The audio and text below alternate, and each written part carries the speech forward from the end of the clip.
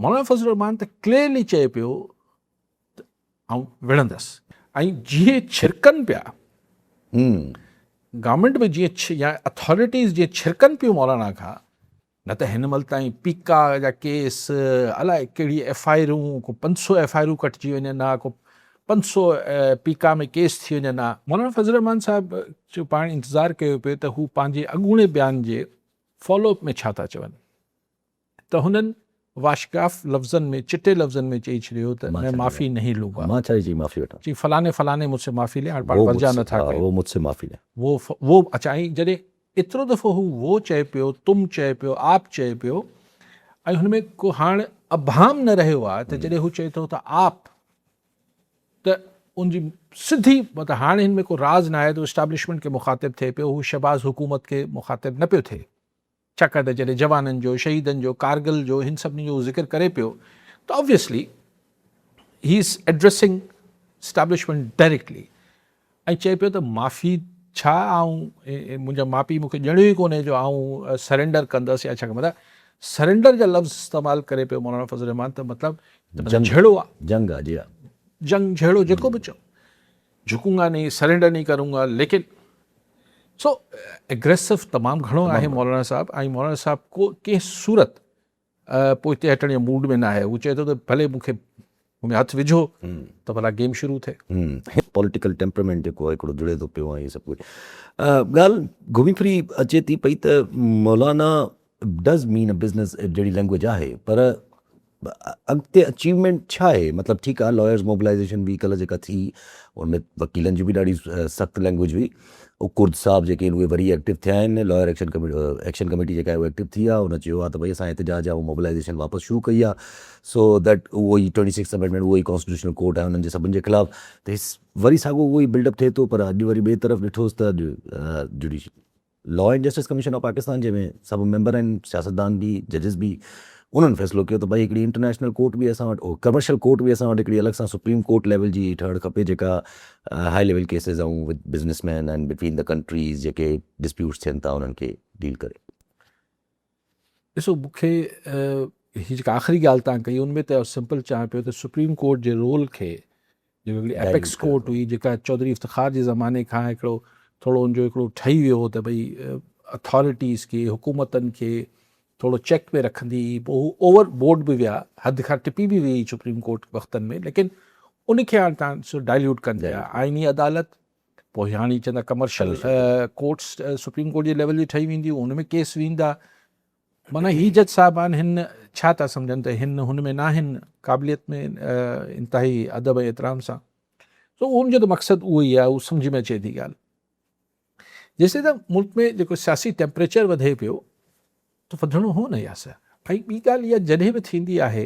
ऐं नथो चाहे हिन जे पोयां केरु आहे, लेकिन मिसाल लॉयर्स मूवमेंट आहे न, ॾिसो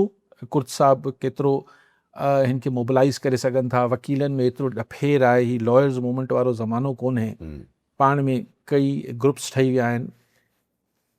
ऐं हुन महिल जेका लीडरशिप हुई, एतज़ाज़ अहसन, आसमा जहांगीर, हे सभु हाणे एक्टिव कोन्हनि, हामिद अली ख़ान वारा, लेकिन बहरहाल हिकिड़ी इब्तिदा थी आहे। मौलाना फज़लुर रहमान त क्लियरली चए पियो त आउं विढ़ंदसि, त हाणे या त मौलाना खे वञी को राज़ी कंदा, थधो कंदा, उहो कुंड पासे में त बसि सर करे था वठूं, न त मौलाना फज़लुर रहमान इहो टेम्पो अगरि बरक़रार रखे थो त मुल्क में ही काफ़ी अरसे खां पोइ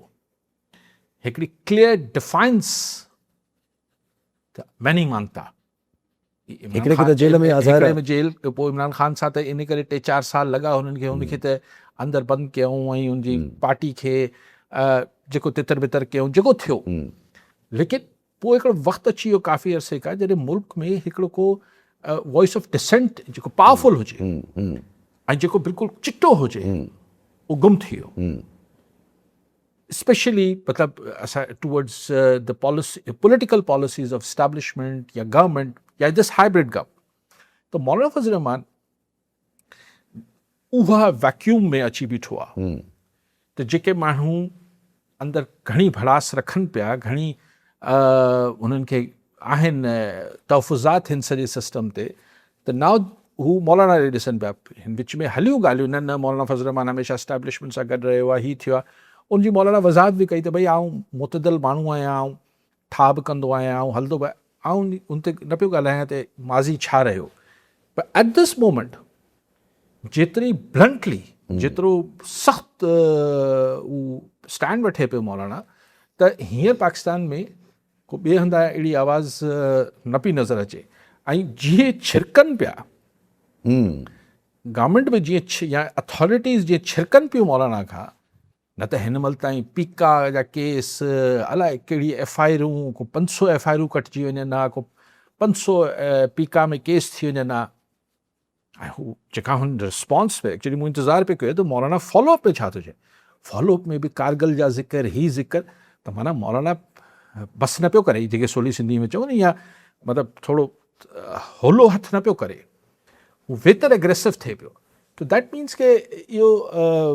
शयूं हाणे हिन मौक़े ते अमूमन इहो थींदो आहे जॾहिं अहिड़ी के फोर्सिस पॉलिटिकल टेम्परेचर वधी वेंदो आहे, मुख़्तलिफ़ फोर्सिस मोबिलाइज़ थी वेंदियूं आहिनि, त जेको इक़्तिदारी सेटअप हूंदो आहे हुन जे अंदरि अगरि को टके पैसे ते अंदरि इख़्तिलाफ़ हूंदा आहिनि, ऐं जेके कुझु माण्हुनि खे इहो अहसासु हूंदो आहे असां सां ज़्यादती थिए पई, कुझु ग्रुप्स खे, कुझु लॉबीज़ खे, त उहे त कुझु ई नथा सघनि, उहे चुप रहंदा आहिनि। पर जॾहिं ॿाहिरां अहिड़ो को तूफ़ान मचंदो आहे त पोइ हू बि बेस ठाहींदा आहिनि, हू बि हुनखे इनडायरेक्टली उन उमेद वधी वठंदा आहिनि। हा पुज़ार आहे, पंहिंजी बेस बि ठाहे छॾींदा, घणियूं ॻाल्हियूं करण लाइ घणो कुझु थी वेंदो आहे। बसि सभु इहा सूरत हाल आहे। तॾहिं त हिकिड़ो सुवालु बार बार विझे, हाणे तव्हां एंड में ॻाल्हि कई हिकिड़ो, पर तॾहिं त माण्हुनि खे बार बार इहो ई सुवालु ज़हन में घुरे थो त what is Maulana trying two achieve. अगरि जे मौलाना साहब हेड ऑन वञण बि चाहिनि था